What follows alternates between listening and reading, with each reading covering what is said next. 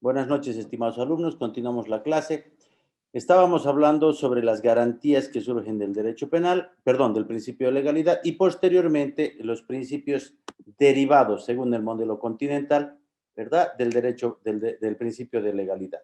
Dijimos que no hay crimen, no hay pena sin ley escrita, estricta, cierta y previa. Ya les expliqué esa situación y cómo esto desemboca en los subprincipios, ¿ya? Que son el de taxatividad, el de irretroactividad y el de la prohibición de analogía. Todo eso ya lo hemos explicado, hemos dicho por qué está prohibida la analogía, y estábamos hablando de eso. Ok. ¿Qué es la taxatividad? El subprincipio de taxatividad se refiere a que el tipo penal o la descripción normativa que hace la ley de la conducta considerada delito tiene que ser exacta. Es decir, la ley tiene que ser exacta, clara, concreta, precisa, para que no estemos con el problema que se tiene en el artículo 323 que habla sobre actos obscenos, ¿verdad? Actos obscenos dice el que en lugar público o abierto público realizar actos obscenos o los hiciera realizar por otro. La palabra o la frase o el concepto de acto obsceno es bastante subjetivo. Y eso no puede haber en derecho penal porque obviamente eso va a crear inseguridad jurídica. Eso fue lo que dijimos. Entonces, el tipo penal tiene que ser taxativo, claro, concreto, preciso. Cuando hablo de tipo penal, ¿a qué me refiero? Al delito, a la descripción que está en el Código Penal a partir del artículo 109 como delito. Esos delitos, por ejemplo, estafa, estelionato, se llaman tipos penales. Si yo les digo, lean el tipo penal de estafa, le estoy diciendo, lea el delito de estafa, no le dé más vuelta. ¿Ya? Entonces, los tipos penales tienen que ser claros, concretos, precisos. Por eso es que la ley tiene que ser escrita, para que todos la conozcamos por igual. Tiene que ser estricta para que el juez no la modifique al arbitrio, a su arbitrio. Y tiene que ser cierta, clara, concreta, precisa. Y todos estos principios derivados desembocan en la taxatividad. Ahora, dijimos también que la ley tiene que ser previa, es decir, antes del hecho. Para ello está el subprincipio de irretroactividad. Ya hemos explicado el subprincipio de irretroactividad, que además hemos dicho también está la ultraactividad. Pusimos el ejemplo de los menores de edad que cometen un delito cuando son menores, pero que son procesados penalmente cuando son mayores de edad. Dijimos que pese a que ya cuando son mayores de edad no se les puede aplicar el código niña-adolescente, código niño-niña-adolescente, sin embargo, se les aplica porque cuando cometieron el hecho estaba vigente para ellos. Entonces, la ultraactividad es cuando, o se presenta cuando, se aplica una norma sin, que ya no está vigente, pero se le aplica porque estuvo vigente en el momento del hecho. Harold, levantó la mano. Sí, adelante, por favor. Doctor, le quería consultar, los principios que usted nos está hablando, por ejemplo, ¿dónde los podemos encontrar? Número uno. Y punto número dos, ¿de dónde han salido esos principios? Ok, muy bien, muy buena pregunta. Los principios los pueden encontrar en el libro o texto guía que dice ahí en el campus, ¿verdad? Y en cualquier libro de Derecho Penal, parte general. En cualquier libro van a encontrar los mismos principios. Y ahí tienen un libro en el campus que ahí dice texto guía, que es el de Francisco Muñoz Con. ¿De dónde surgen estos principios? Estos principios surgen del principio de legalidad que aparece después de la Revolución Francesa. ¿Ya? Entonces, y se van desarrollando y perfeccionando a través de la historia de la humanidad. ¿Y cómo surgen estos principios? Por los pensadores del derecho. Los pensadores del derecho empiezan a proponer estas teorías, empiezan a proponer principios, y entonces el derecho penal los va acogiendo. No se olviden que el derecho penal es una creación del ser humano. Por lo tanto, al ser una creación del ser humano, obviamente que tiene que haber sido propuesta por seres humanos. El derecho penal no vino Dios y nos dijo, a partir de ahora esto es delito. No, no, no. Eso se ha ido perfeccionando con la evolución de la humanidad. Y hemos llegado a lo que hoy se conoce como derecho penal. No olvidemos, y eso van a ver ustedes en la segunda lección, de dónde surge el derecho penal. Y eso les pido que vayan leyendo ya. Hay un libro que es del doctor, docente también, Edgar Cernich. que habla del derecho penal, no el de criminología. Él ha escrito un libro de derecho penal. De la página 23 a la 43 hay una lección que habla de la evolución del derecho penal. Ahí van a ver ustedes cómo era el derecho penal en la antigüedad, cómo era en la época de los cavernícolas, cómo era en el Incario, etcétera, etcétera.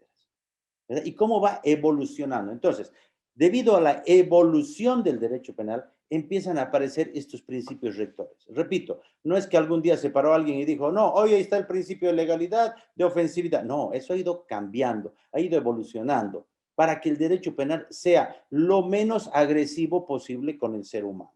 Para eso es que se aplican o han ido presentándose estos principios que se aplican por todos los estados. ¿Ya? Hoy en día, estado que sea de derecho, cualquier estado que sea de derecho, debe respetar estos principios. Caso contrario, no es un estado de derecho, es un estado tiránico o tirano, si pueden decir eso. ¿Ok? Entonces, estos principios rectores se aplican en estados de derecho, donde el derecho está vigente. Ok, sigamos, por favor. Y por favor, interrumpan sin ningún problema. Decíamos que estaban los subprincipios de taxatividad, de irretroactividad, que ya lo explicamos, y el de la prohibición de analogía, ¿verdad? La prohibición de analogía significa de que no se puede aplicar a una conducta que no es delito la norma solo porque se le parece. Y eso es lo que explicábamos cuando hablábamos de los actos obscenos. Vuelvo a repetir. Ahora, les lanzo una pregunta para que me entiendan mejor esto de la analogía. El manejar en estado de ebriedad, no sé si ya se las lance, pero se las vuelvo a lanzar. El manejar en estado de ebriedad, ¿será un delito o no será un delito? No es un delito. Doctor, no No está es un delito. considerado como delito, pero sí es una infracción para el tránsito. Hay un Está el Para el código derecho de código de tránsito. administrativo. tránsito. Está el código de tránsito y su reglamento que dicen que no se puede manejar, etcétera, en estado de ebriedad y le impone una multa, ¿verdad? Hay una ley, la 269, que también complementa esto, como dice Jimena. Muy bien. Doctor, Ahora la doctor, pregunta es, había, por ejemplo, el principio de inocencia, o sea, que no tengo que demostrar mi inocencia. Estoy así lo no, correcto, ¿verdad? pero eso no está en el principio de, Harold, eso no está en el principio de legalidad. Eso está en el principio de Eh, culpabilidad que vamos a ver después. No se preocupe.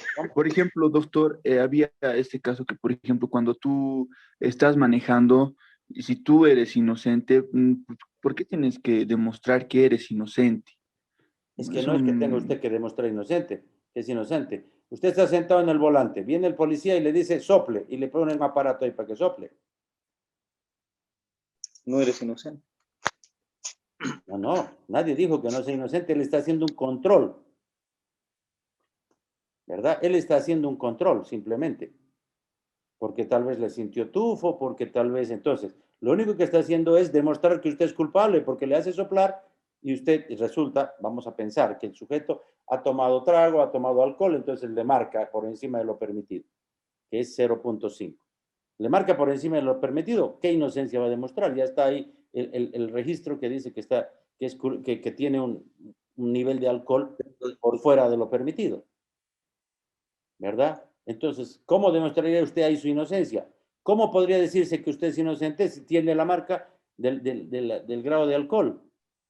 Queda difícil. Pero la pregunta más allá de eso es, ¿será delito? ¿Será delito conducir en estado de ebriedad? Como dice Jimena, eso está sancionado por el derecho administrativo sancionador, que es el Código de Tránsito, ¿verdad? Entonces, es una contravención, que es diferente al delito. ¿Ya? Delito está en el Código Penal. Contravenciones, leyes administrativas, Código de Tránsito, Reglamento de Tránsito, etcétera. Pero si leemos el artículo 210 del Código Penal, vamos a decir, tienen ahí su código, ¿verdad? Entonces, lean el artículo 210. Dice, más o menos así, palabras más, palabras menos. El que al conducir un vehículo por inobservancia de las normas de tránsito o por cualquier otro motivo, crea un peligro para la seguridad común, será sancionado, etcétera.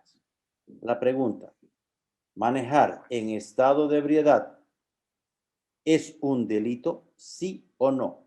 Ahora, después de lo que acabo de hacerles ver. ¿Qué Al dicen? momento de que la persona, doctor, cometa el agramen que señala, ¿no? El código en el momento de que dañara a una persona o tal vez a un inmueble. Ahora, si me va a decir, ¿quién me habló? Por- Jacqueline. Jacqueline dice el momento en que daña un inmueble o, No, o lesione a una persona. Ahí sí es delito, eso me está diciendo Jacqueline. Víctor Hugo. por las inobservancias de las disposiciones de tránsito, entonces todo está penado, ¿no, doctor? Entonces, vamos con Harold y luego cerramos el concepto. Harold. Aquí lo que estaríamos tocando en sí sería el conducir mareado. Ahorita, por ejemplo, cuando tú has atropellado a otra persona, estaríamos entrando ya a otra parte, ¿no cree, doctor? Por ejemplo, en el homicidio doloso, culposo. Doloso sería, ¿no? Doloso, culposo. No No sería ahí, hablemos ya estaríamos. de homicidio doloso o culposo todavía porque los conceptos los tienen bastante difusos. La Sí, sí, sí. pregunta, ¿es delito Eh, ¿es delito manejar en estado de ebriedad después de haber leído ese artículo, sí o no y por qué? no, ¿por qué no No. está tipificado en el Código Penal?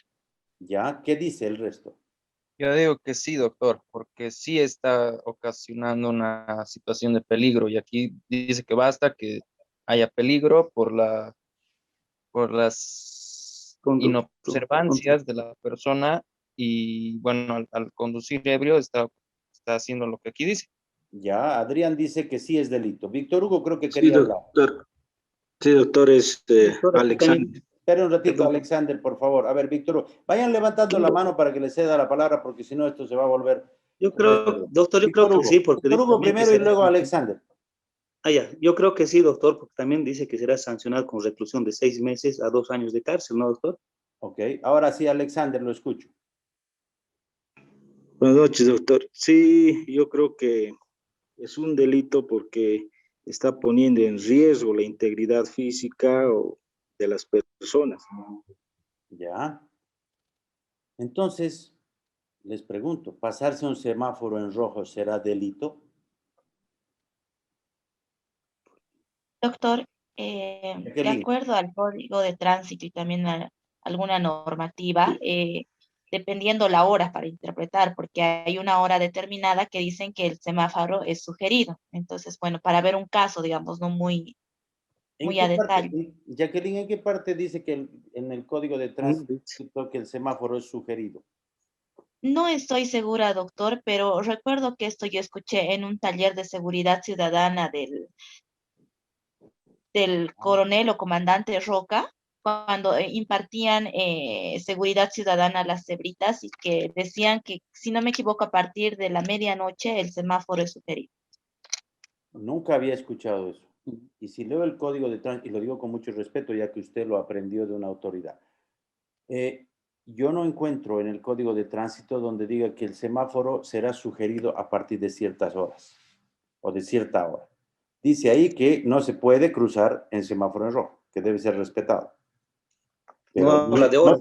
no sabía lo de la sugerencia. Voy a revisar, tal vez existe, pero la verdad que no sabía. ¿Alguien quería hablar? Víctor Hugo. No, no, doctor, solo era eso Ok, del semáforo. Ahora, la pregunta es, entonces, de acuerdo a lo que ustedes me dicen, cualquier infracción de tránsito pasa a ser delito. Porque dice la ley, el que al conducir un vehículo por inobservancia de las normas de tránsito o por cualquier otro motivo diere lugar a un peligro para la seguridad común, será sancionado. El pasarme un semáforo en rojo es un delito. Adrián levantó la mano. Adelante. Sí, usted ha comentado hace un momento que la ley tiene que ser precisa en el aspecto penal. ¿Y no es este el principio de taxatividad? Sí, sí, correcto. Entonces tendría que decir específicamente que por estar en estado de ebriedad es un delito.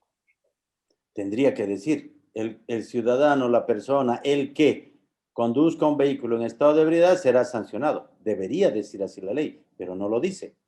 Y a lo que quiero llegar, como ustedes han visto, todos en este momento han aplicado la analogía.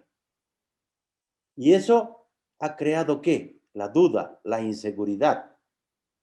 Y eso no puede haber en derecho penal. ¿Por qué no puede haber en derecho penal? Porque crea la inseguridad jurídica. Porque el sujeto no sabe si al cruzarse un semáforo está cometiendo delito o no está cometiendo delito. Porque no sabe el sujeto si por haber excedido la velocidad permitida ha cometido o no ha cometido delito. Y ese artículo del 210 es del que abusan las autoridades policiales en algunos casos y con mucho respeto. ¿Ya? Ese es el artículo. ¿Por qué? Porque dicen, caballero, usted está en estado de ebriedad. Muy bien, vamos para la comisaría, son 500 bolivianos. Vamos para la fiscalía, son, no sé, creo que son 2 años de cárcel. Elija usted. Entonces el ciudadano dice, no, pues para tener antecedentes penales, yo estoy postulando a la universidad. No, mejor vamos nomás a la comisaría y pagaré. Entonces, eso da lugar al abuso de autoridad porque se está al arbitrio de la autoridad. Y es la autoridad quien decide si usted comete delito o no. Y eso no puede haber. Me dirán, pero está vigente. Sí. ¿Y nadie dice nada? Sí. Lamentablemente sí. ¿Verdad? Nadie dice nada, pero está vigente. Entonces, y sigue habiendo los abusos de las autoridades, algunas, obviamente con todo el respeto, ¿ya? Sigue habiendo abuso de autoridad porque el ciudadano que es encontrado en estado de ebriedad está en la disyuntiva, o pago los 500 o voy para la cárcel o a la fiscalía y tengo antecedentes penales. Y a nadie le gusta tener antecedentes penales, ¿verdad? Entonces, esto lo que quiero que me entiendan y concluyendo, no puede haber en el derecho penal, no puede haber analogía. No se puede aplicar a una conducta que no es delito la ley penal solo porque se le parece, porque si no, vamos a llegar a penalizar todas las conductas. En conducción de tránsito, que se pasó el semáforo en rojo, delito. ¿Por qué? Porque obviamente está incumpliendo la norma, está creando un peligro para los demás. Puede que la abuelita esté cruzando, puede que estén botando basura. En el derecho penal no puede haber ese puede que. O lo hizo o no lo hizo, así de sencillo. O fue o no fue. Pero no podemos decir, es que puede que a esa hora boten basura. O sea, no. ¿Había gente botando basura? No, concretamente. No, listo, no es delito. Porque me exige la ley un peligro para los demás. Y entonces me dirán, es que todo el que maneja borracho está creando un peligro para los demás. Vamos a pensar, un borracho a las 4 de la mañana yéndose a su casa en su carro, donde no hay nadie más en la vía, respetando, vamos a pensar que está respetando la velocidad de 30, 40 kilómetros. ¿Está creando un peligro para los demás por el solo hecho de estar ebrio? Sí. ¿Por qué? Está en estado ¿Por de qué? ebriedad. ¿Por qué? ¿Por qué? Explíqueme por qué. Solo por estar manejando borracho en estado de ebriedad está creando un peligro para los demás. ¿Por qué? Porque no está en sus cabales, no está en su conciencia al 100%. ¿Usted le ha hecho un estudio psiquiátrico o psicológico a esa persona para decirme que no está en sus cabales? No, Uy, Pero no lo ha doctor, hecho.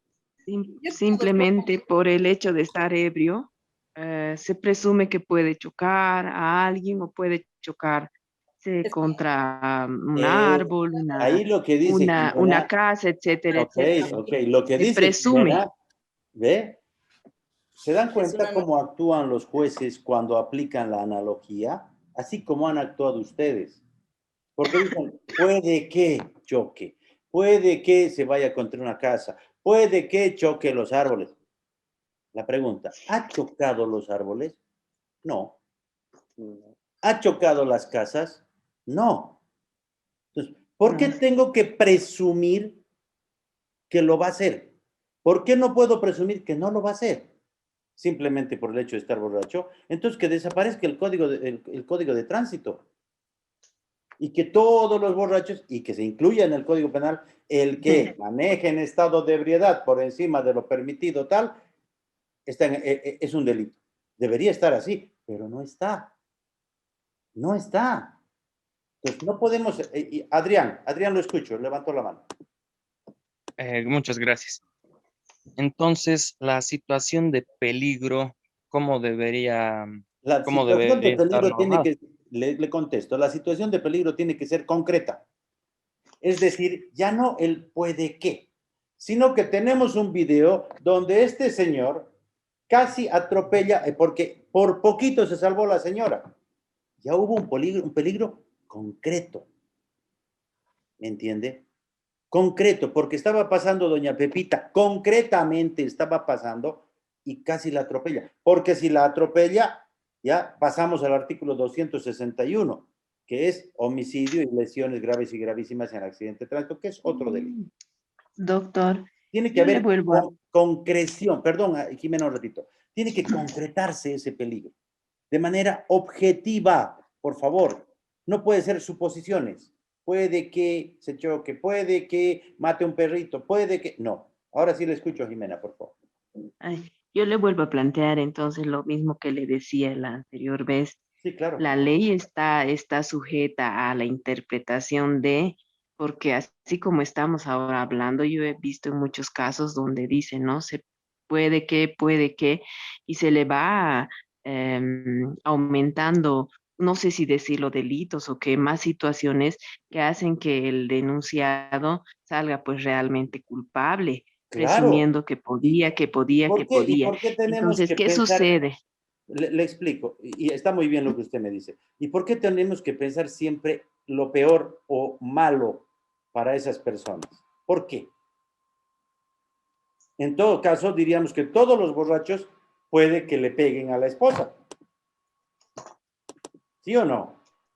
Todos los borrachos puede que le peguen a la esposa porque se supone que los ebrios no saben lo que hacen, etcétera, etcétera. Entonces, ¿para qué está la ley 259?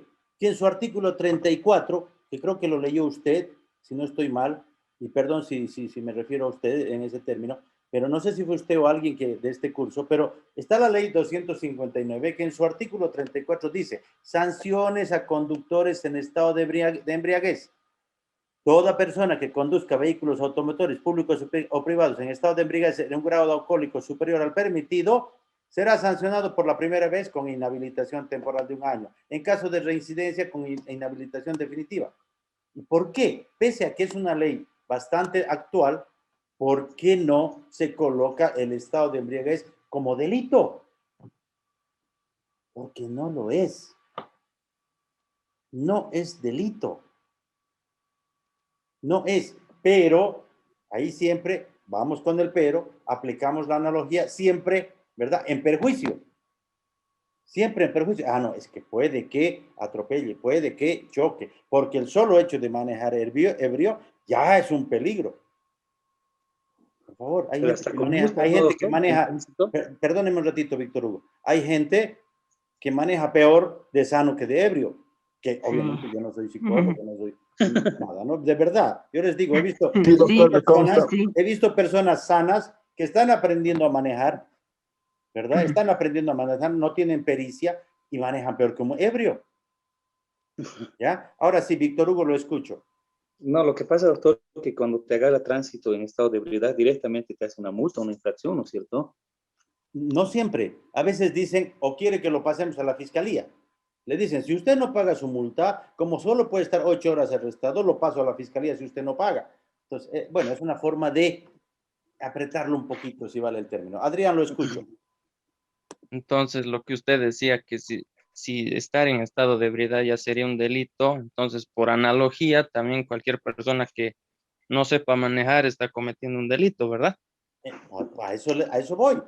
Es más peligroso, ¿verdad? Un conductor que no sabe manejar, en algunos casos es más peligroso que un chispeadito, le digamos así, pero que está con tragos.